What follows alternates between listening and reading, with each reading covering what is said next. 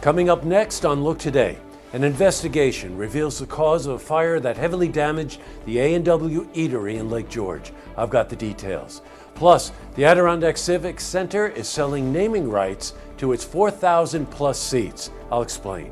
And Glens Falls Hospital sets a new record at its annual golf tournament for the C.R. Wood Cancer Center. I'll tell you how much they raised. And it's all ahead on Look Today.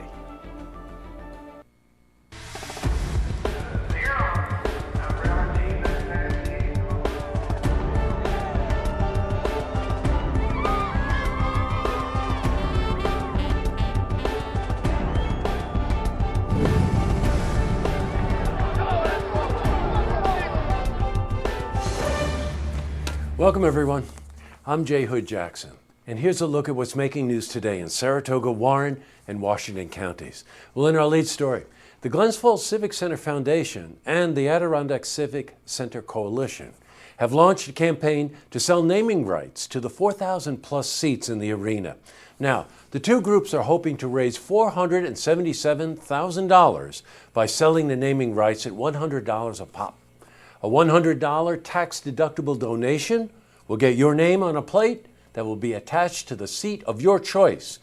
Now, the naming rights last for 10 years or until the seats are replaced. Paul Pondiff, the president of the Civic Center Foundation, says they've already received 100 responses so far.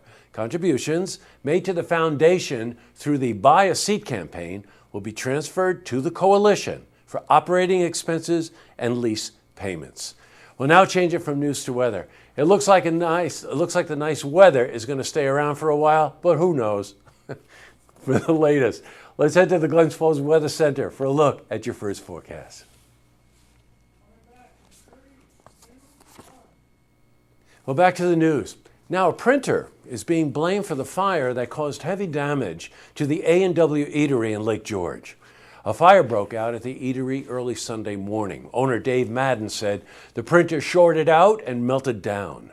Madden said the fire started out small but spread because of the hour. Fire crews responded at 4:30 a.m. on Sunday. Thankfully, no one was in the eatery at the time. Well, now Madden will donate unused food which is kept outside the structure to the Open Door Soup Kitchen in Glens Falls.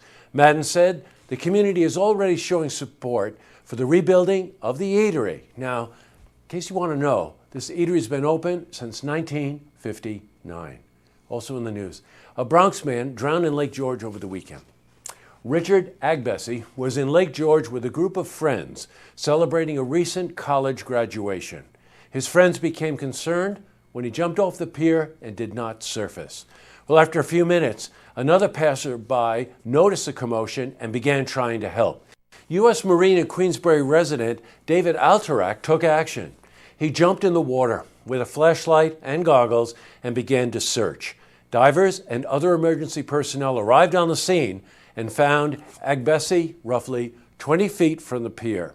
An investigation into the incident is ongoing. Well, the Glens Falls Hospital 7th Annual Cindy Ginsburg and Ralph Skeets Woodbury Golf Tournament raised a record-setting $119,500. 200 golfers and 130 sponsors participated in the event, which was held at the Glens Falls Country Club. Now, the hospital has held a Cancer Day tournament, believe it or not, since 1974. In 2009, they merged their tournament with Cindy's Summer Classic. Well, since then, the tournament has raised $700,000 for the C.R. Wood Cancer Center. Congratulations to everyone involved.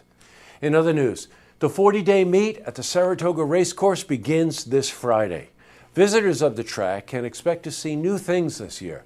Some of the improvements include a covered Walk of Fame building, a carousel dining area and sports bar, and the new Tom Durkin Replay Center. Now, this is where fans can go and relive some of the best moments and calls of Durkin's career.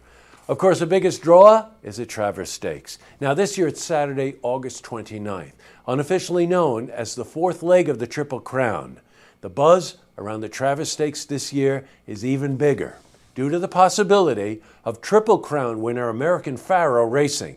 However, NYRA is currently under the operation of the state government and cannot offer the owners what they call an appearance fee.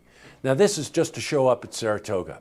Tracks like Monmouth Park in New Jersey and Santa Anita in California are allowed to offer an appearance fee, which makes their races more appealing, which could keep the horse away from Saratoga. NYRA CEO Chris Kay noted that they are playing with the hand that they are dealt. We'll keep you updated on what's happening at the track throughout the 40-day meet, including our weekly series with Trotter Furlong. Well, still to come, our cameras head to Cronin's Golf Resort to talk with owner Jim Cronin about the golf course and other activities that families can enjoy. Plus, Sylvan's Learning Center's Executive Director Patrick McNamara is here to help your children prevent what we call summer brain drain. But first, if you see news happening, you want to share a story idea or join us for an interview, give us a call on the hotline. The number is 798-8000.